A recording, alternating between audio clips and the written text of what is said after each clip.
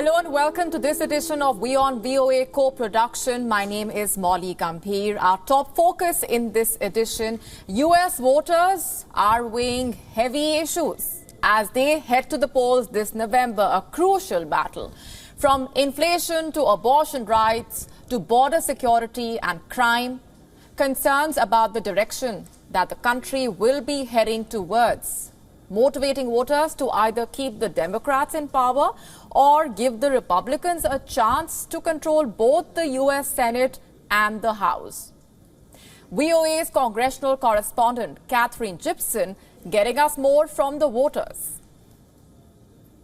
Democrats seeking to hold on to their majority in Congress in this year's midterm elections, rallying their voters with a promise to protect abortion rights. If you care about the right to choose, then you got to vote. Voters don't turn out for midterm elections in the same numbers as presidential elections, but the U.S. Supreme Court decision in June to overturn the 49-year-old federal protection for abortion focused attention on the issue in key congressional races. In the Midwestern state of Ohio, voters saying it brought them out to support Tim Ryan, a Democratic candidate for U.S. Senate. And I believe that Tim Ryan will stand up for women when it comes to the opportunity to be able to choose their reproductive rights. Voter registrations among independents and women have increased since the Supreme Court decision, but analysts are still unsure whether that will be enough for Democrats. What we saw over the summer is engagement. We saw an increase in registrations. Now, the question is, and you'd have to ask, voters, is this the top issue that they're voting on, or is it a part of many issues that they're looking at? I think, that the challenge is with issues like the economy. With the U.S. economy still recovering from the COVID pandemic, Republicans argue Democrats are responsible for high gas prices and rising inflation. Many voters, particularly in rural areas like Wyoming, agree. Inflation's about 8%. The cost of houses, the repairs up about 25%, so you're going to see about a 30-some% increase. So that's hard on the people because when you have a 30% increase in costs, the prices go up that much. So it's put a damper on that, and it's going to hit people's wallets big times. 79% of American voters told Pew Research Center that the economy would be a very important factor in their voting decisions. Immigration and gun control also rank high among voter concerns. So does public safety. I do see a shift in some of these races in the states where Republicans are leaning in more to the crime issue, especially against some incumbents.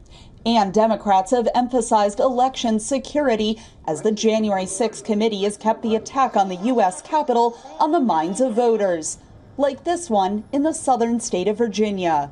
I'm voting against election deniers and anybody that's a supporter of Trump. 35 U.S. Senate seats are open for election this year, along with the entire 435-member U.S. House of Representatives. Katherine Gypson, VOA News, Washington.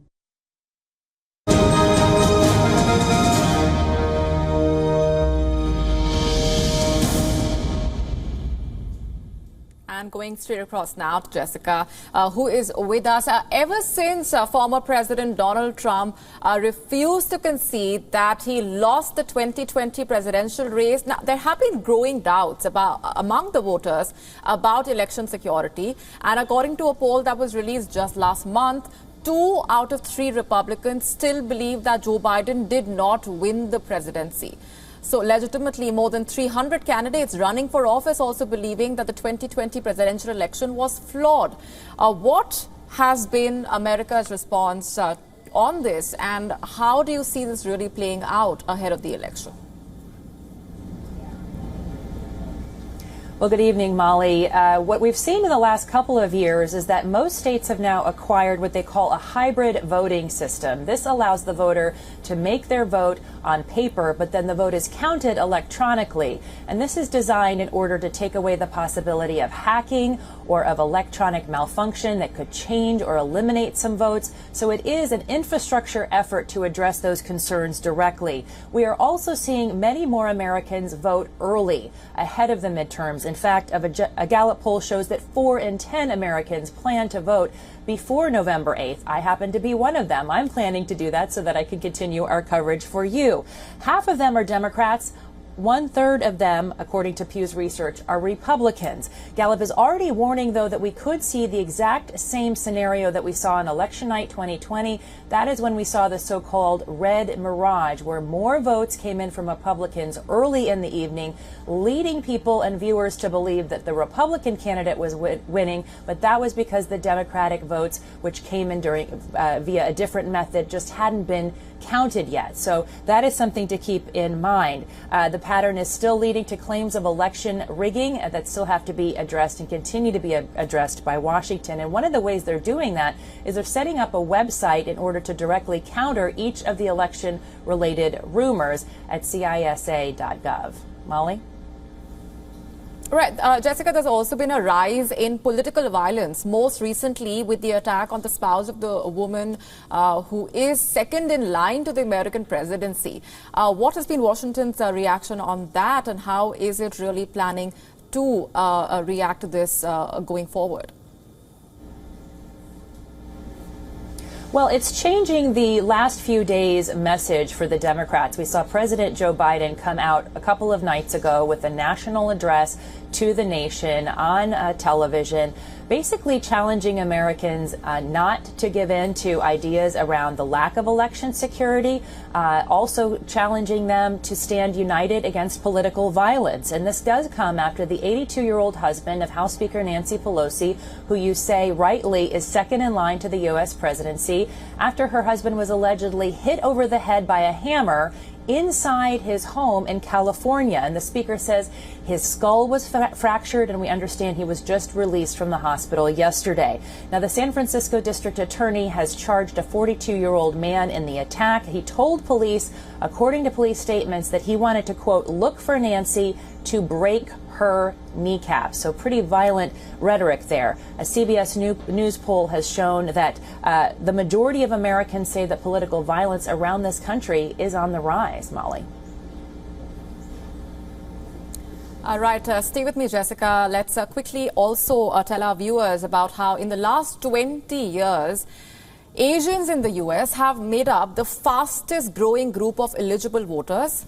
And many activists say if they engage in politics, they can be a deciding vote in a close race. But reaching potential voters in the Asian community has been a challenge. VOA's Elizabeth Lee explaining from Houston, Texas. आपको एक और चीज़ ये बताई गई है कि 7 to 8 o'clock हमारा जो A symphony of Asian languages can be heard across town. engage वालों के साथ हम On the airwaves Muslim community and South Asian community. and by phone, Asian American political activists are spreading the message that it's important to vote. Hey, if you go out to vote, voice your power and elect candidates that represents the things that you want to see happen.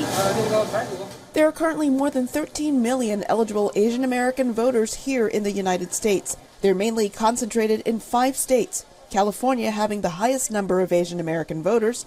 Next is New York, and Texas ranks 3rd. They're here in Texas for the jobs, the lower cost of living, and When one person moves there, we want to go to places where we know people. So we just naturally gravitate towards that. in the Houston suburb of Fort Bend County, Asians make up more than 20% of the population.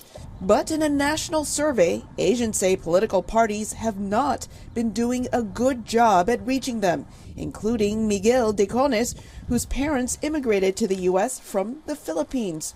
I see flyers all the time come to my house, but I've never really had specific outreach, specifically from my ethnic group. We've consistently seen that only a little bit over half of our community has been reached out by the Democrat and the Republican parties. The reason why more potential Asian voters have not been contacted by political parties is complicated. Asian Americans only make up 5.5% of voters in the U.S., and they're not a monolithic group. Asians differ culturally and linguistically. It's a matter of triage, that it's a matter of expending your resources in the most efficient manner. So, reaching Asian American populations is harder because there may be a language barrier, there may be just a lack of a willingness to even engage. Stephen Wu, an organizer for a Houston-based group for Koreans called WION, says reaching people in their native tongue has been missing in politics, and Asian grassroots organizations are trying to fill that gap. I've seen 5+ new grassroots organizations only within the past couple of years pop up.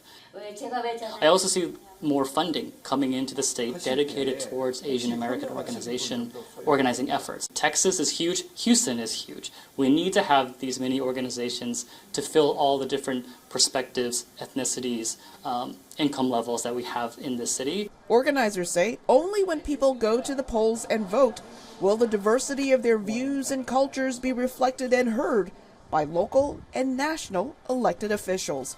Elizabeth Lee, VOA News, Houston.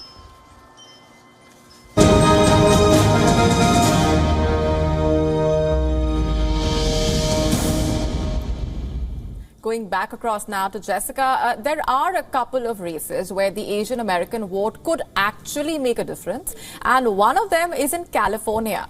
What can we learn from the race to represent California's 45th district? Yeah, Molly, I'm glad you asked. This is a really interesting district, a really interesting race. It covers part of Los Angeles County and also part of Orange County. So you've got suburban and urban voters.